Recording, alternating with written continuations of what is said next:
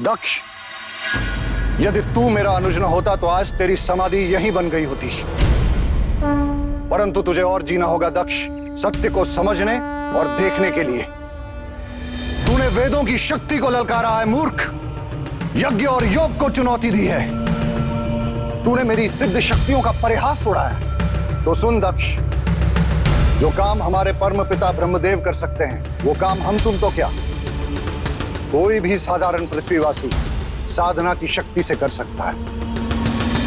मैंने अपने शिष्य सुयोधन को तेरे पास भेजा था, तुझे अपनी सिद्ध शक्तियां दिखाने के लिए, परंतु अपने अहंकारवश तू वो देख नहीं पाया।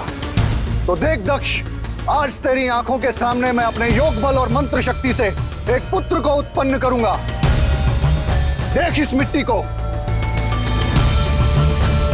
यह साधारण सी मिट्टी तेरे अहंकार को ध्वस्त करने के लिए पर्याप्त है। ओम नमो भगवते वासुदेवाय। ओम नमो भगवते वासुदेवाय।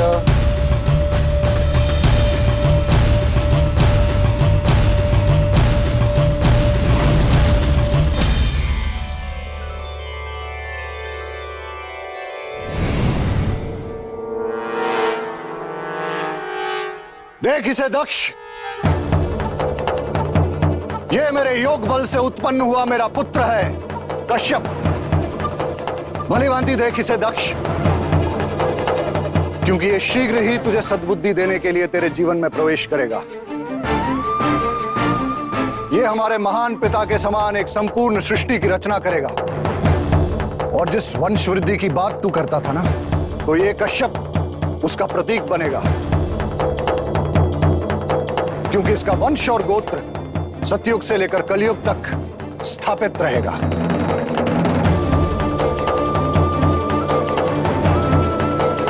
तू रक्त की नदियां बहाने की बात कर रहा था ना, इसलिए ध्यान से सुन।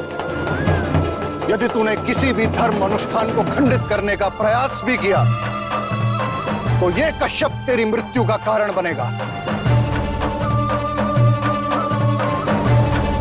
अब जा और धर्म का शासन कर।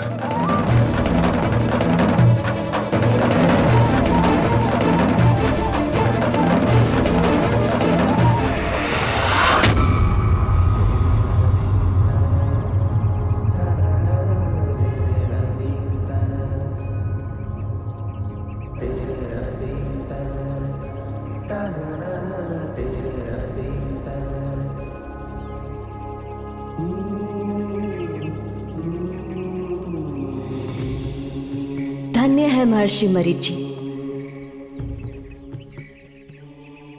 हाँ राधे, महर्षि मरीचि ने दक्ष के अहंकार को खंडित कर दिया। उनके योग बल से भयभीत दक्ष ने अपना अभियान स्थगित कर दिया। दक्ष जन्म से अहंकारी था। वे मन ही मन महर्षि मरीचि को नीचा दिखाने की योजना बना रहा था। उसके पुत्र तो उसे पहले ही छोड़ चुके थे। अब उसकी दृष्टि अपनी 60 पुत्रियों पर गई। कान्हा, क्या किया उसने अपनी पुत्रियों का? दक्ष अपनी पुत्रियों के माध्यम से सारे संसार में अपनी महिमा स्थापित करने की योजना बना रहा था। उसने अपनी 10 श्रेष्ठ पुत्रियों का विवाह धर्म से करवा दिया और रोहिणी आदि 27 पुत्रियों का विवाह हठ पूर्वक चंद्रदेव के साथ करवाया। पुत्रियों के विवाह के पश्चात सारे संसार में उसकी महिमा बढ़ने लग गई। परंतु कान्हा, दक्ष जैसा अहंकारी कभी शांत तो नहीं रह सकता। हाँ राधे, दक्ष की एक भूल उसके जीवन में अशांति का कारण बन रही थी। चंद्रदेव केवल रोहिणी से प्रेम करते थे, जबकि दक्ष ने अपने 26 अन्य पुत्रियों का विवाह भी चंद्रदेव से किया था, जिन्हें चंद्रदेव का प्रेम कभी नहीं मिला। इस कारण रोहिणी की कुछ बहनें उससे घृणा और शत्रुता करने लगीं।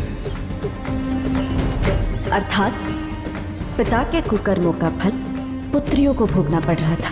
हाँ राधे, उस रात रोहिणी की 2 बहनें विशाखा और मृगशिरा चंद्रदेव का प्रेम न मिलने के कारण बहुत क्रोध में थी। हमारी दुर्दशा के उत्तरदायी चंद्रदेव नहीं, रोहिणी है। रोहिणी के कारण चंद्रदेव हमारी ओर देखते नहीं है विशाखा, रोहिणी के कारण।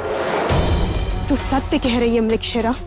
अगर रोहिणी ना होती तो हम सभी को चंद्रदेव का प्रेम और उनके पत्नी होने का अधिकार प्राप्त होता। वो है विशाखा, वो है।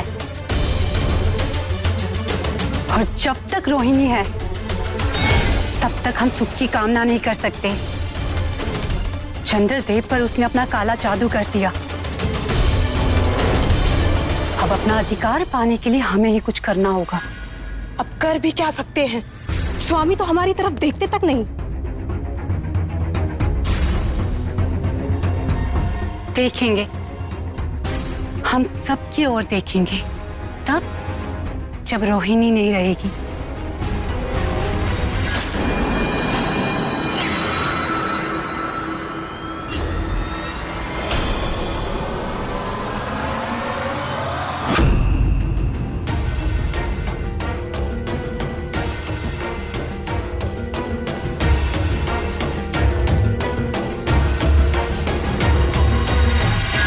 हम सहमत हैं।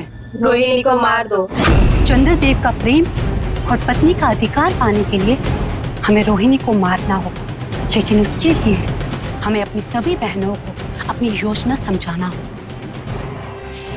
परंतु ये सब होगा कैसे? मूला और पुष्या, इन्हें ठीक से पहचान लो विशाखा।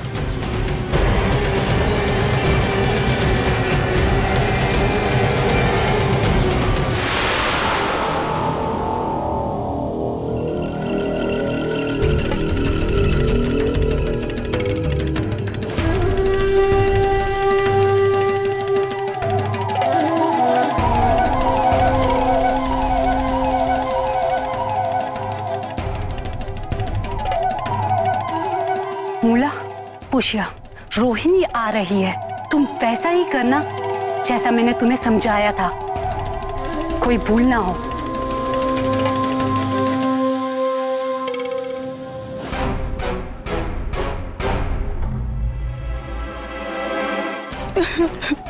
मूला, पुष्या, मैंने आज भी स्वामी को तुम सबसे मिलने के लिए बहुत मनाया, परंतु उन्होंने मेरी एक नहीं सुनी।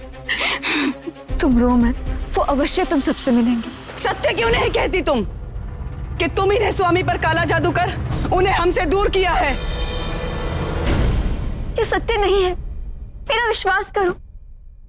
सत्य है।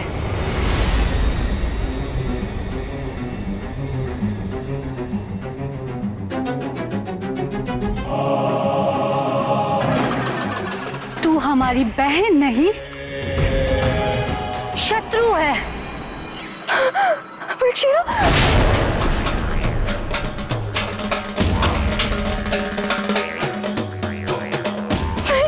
मृगशिरा, ये क्या कर रही हो तुम?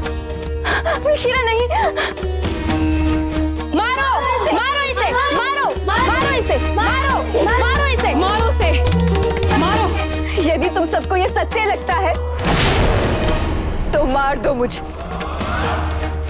मैं जीवित रहकर जो नहीं कर पाई, कम से कम मरने के बाद तो कर पाऊंगी। मेरी मृत्यु के बाद स्वामी अवश्य तुम सबसे प्रेम करेंगे। कैसी कुटिल है ये, मृत्यु को देखकर भी आंखों में धूल झोंकने का प्रयास कर रही है। मारो इसे, मारो इसे, मारो इसे, मारो, मारो, मारो इसे, मारो इसे।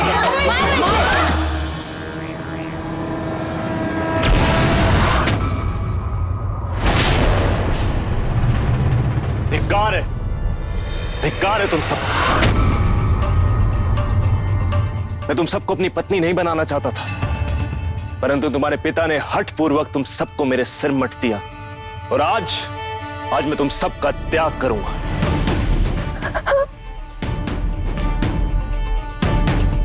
स्वामी, नहीं स्वामी, नहीं, आपने कहे हुए शब्द वापस लीजिए। तुम किन के लिए प्रार्थना कर रही हो रोहिणी? इन सब ने मिलकर तुम्हारी हत्या का षड्यंत्र रचा था। नहीं स्वामी, ये सत्य नहीं है, इन्हें क्षमा कर दीजिए स्वामी। नहीं रोहिणी, तुम बहुत बोली। तुम्हारे जिस स्वभाव ने मुझे अपना बना दिया, इनके उसी स्वभाव ने मुझे इन सब से दूर कर दिया। यही एक कारण है कि तुम्हारे बार बार कहने पर भी मैं इन सब के पास नहीं जाता, और आज मैं इन सब से अपना हर एक रिश्ता तोड़ता हूं। नहीं स्वामी, ये मेरी बहनें हैं, इन्हें क्षमा कर दीजिए। देख क्या रही हो, क्षमा मांगो स्वामी से। कैसा खेल खेल रही है ये दुष्टा। ये सब इस कलंकनी की लिखी पतकथा है।